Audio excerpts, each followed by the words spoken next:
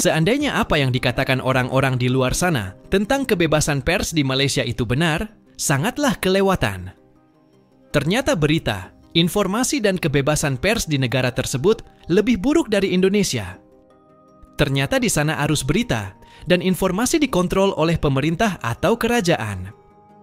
Sehingga banyak masyarakat di Malaysia yang tidak mengetahui dengan segala informasi dari dalam dan luar negeri di era keterbukaan seperti sekarang ini. Bahkan berita tentang datangnya menteri dari Malaysia ke negara kita ini untuk meminta pasokan beras pun tidak diberitakan di Malaysia. Mungkin saja media di sana masih dibredel dan dikontrol oleh kerajaan, sehingga selalu mempropagandakan segala kebaikan dan kekayaan dalam negerinya. Sedangkan biasanya negara-negara yang melakukan propaganda seperti ini biasanya negara-negara yang berpaham komunis.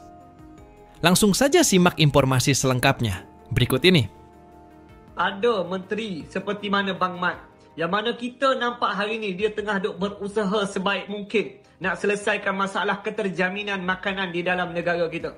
Dan setiap usaha yang dirangka itu sikit demi sedikit dah nampak hasilnya. Aku nak share sikit lah yang mana semalam Bang Mat telah pun berpeluang bertemu dengan Menteri Pertanian Republik Indonesia YB Dr. IR HND Amran Sulaiman di Jakarta.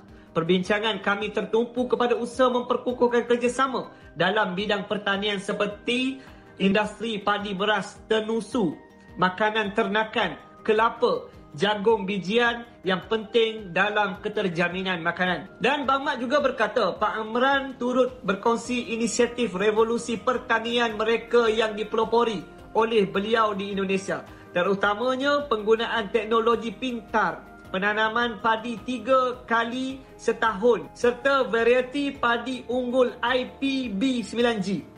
Terdapat potensi besar kerjasama di kawasan seperti Sempadan, Kalimantan Barat dan Utara serta pembangunan ladang berskala besar di Kalimantan Tengah dan Papua Selatan yang boleh dimanfaatkan secara bersama. Sebagai pengerusi ASEAN 2025, Bang Mat dan Pak Amran senada bagi terus memperkasa industri padi beras, seterusnya membawa agenda keterjaminan makanan serantau dan yakin usaha bersama ini akan memperkukuh kekuatan rantau ASEAN dalam menghadapi cabaran global. Mana kata kunjungan Bang Mat ke Jakarta itu adalah satu kunjungan bagi mengeratkan lagi hubungan di antara dua negara dan mencari titik temu kat mana hal-hal pertanian ini yang dapat kita usahakan bersama. Dan sudah pasti usaha yang nak dirangka ini tidak lain tidak bukan akan memberikan manfaat kepada rakyat bagi kedua-dua negara. Assalamualaikum.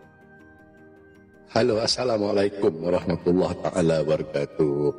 Apa khabar tuan-tuan di luar sana? Ini second konten saya kaitan dengan beras. Isu Malaysia mengemis beras ke Indonesia hasil ucapan Menteri Pertanian Indonesia. Dan di antara konten saya yang lepas tu Kokori, Wan Winor dan beberapa lagi yang pro dan kontra mengatakan tunjuk gambar perbincangan di antara Haji Mat Sabu, Menteri Pertanian apa ni? Sekarang belum lagi, tapi kita akan bincang. Kita banyak di sini import kelapa, sayuran, termasuk ikan, aquaculture dan sebagainya. Tapi beras ini kami nak lebih tumpu kepada teknologi. Teliti setiap ucapan dalam media press, kedua-dua menteri, kedua negara ada dekat situ. Saya teliti satu persatu yang disampaikan oleh Haji Ahmad Sabu, Menteri Pertanian Malaysia ni. Beliau lebih banyak kepada hubungan dua hala.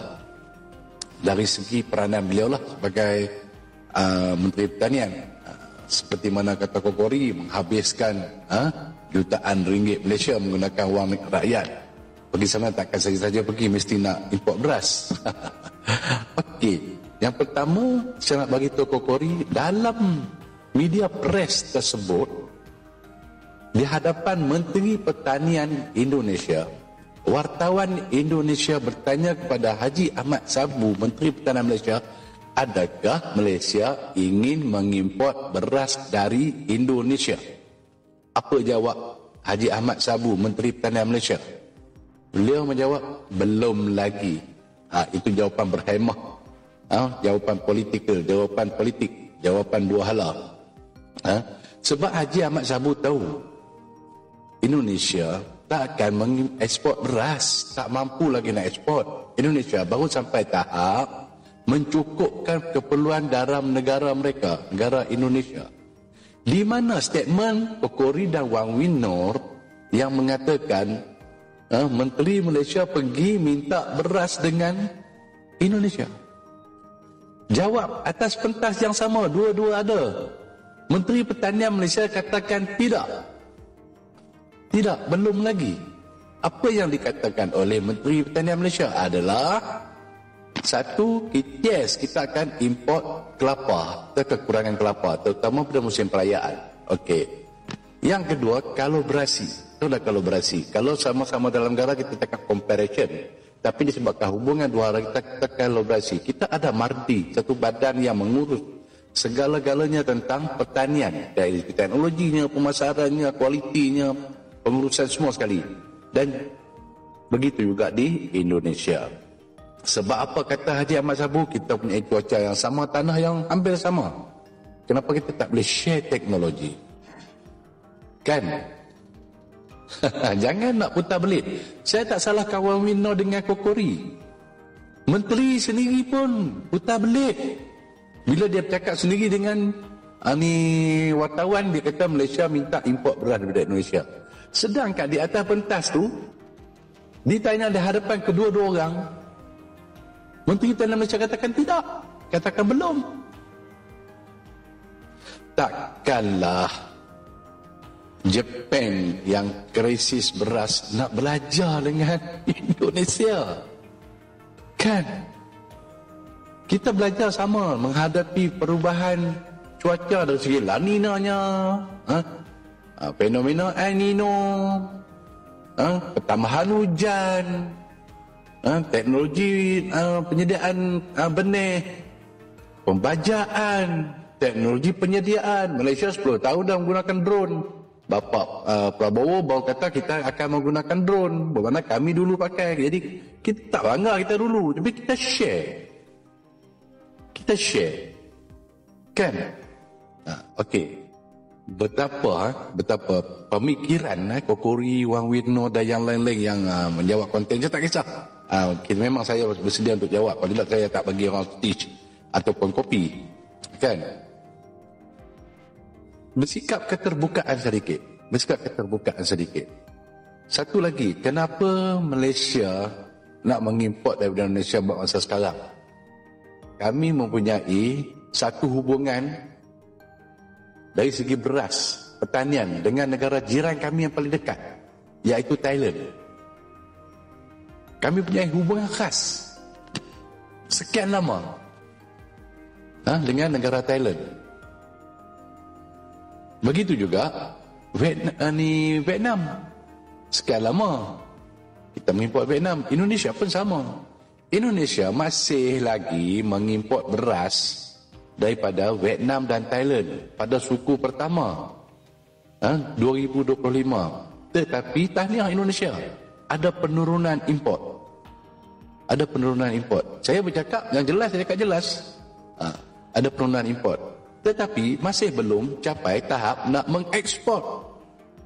Jadi Malaysia pun sama. Kita dah mencapai peningkatan kita ada. Jadi kedua-dua negara ni pergi berbincang, selain daripada itu adalah keterjaminan makanan akibat daripada apa?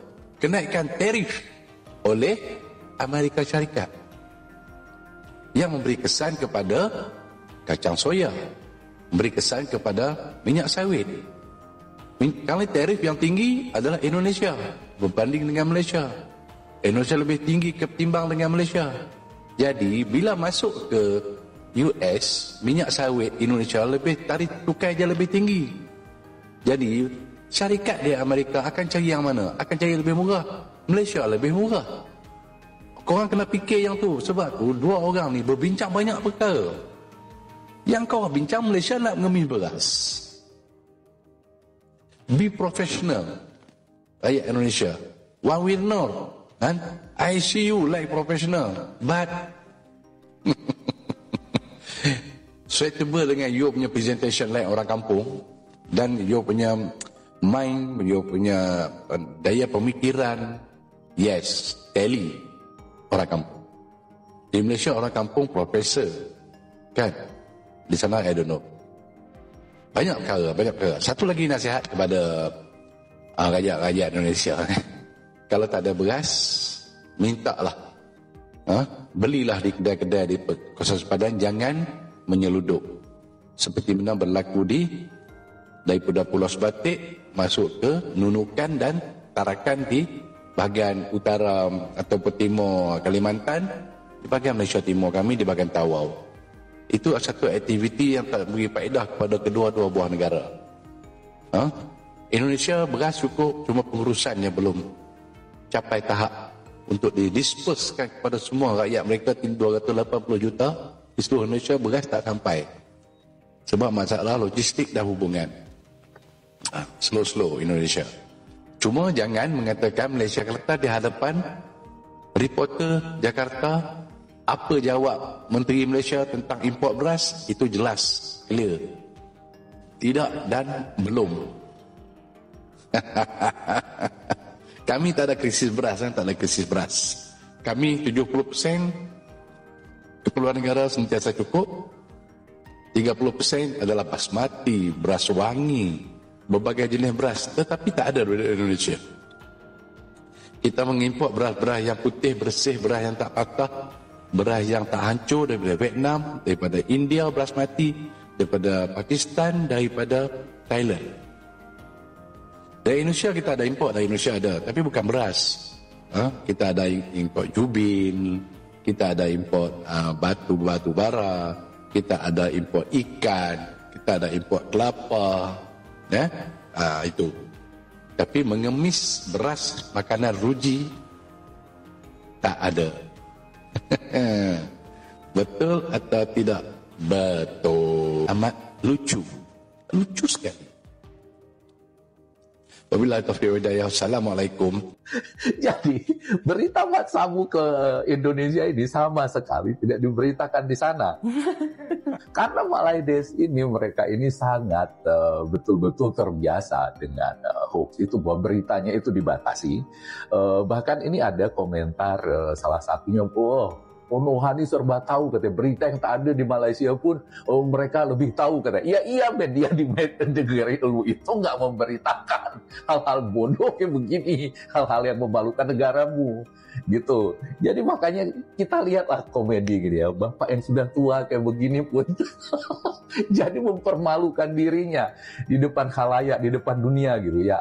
Mereka memang nggak tahu, itu makanya saya sebutkan mereka itu katak di dalam sumur. Yang dia lihat itu cuma dinding sama langit. Nggak tahu di kanan kirinya itu dunia udah berubah.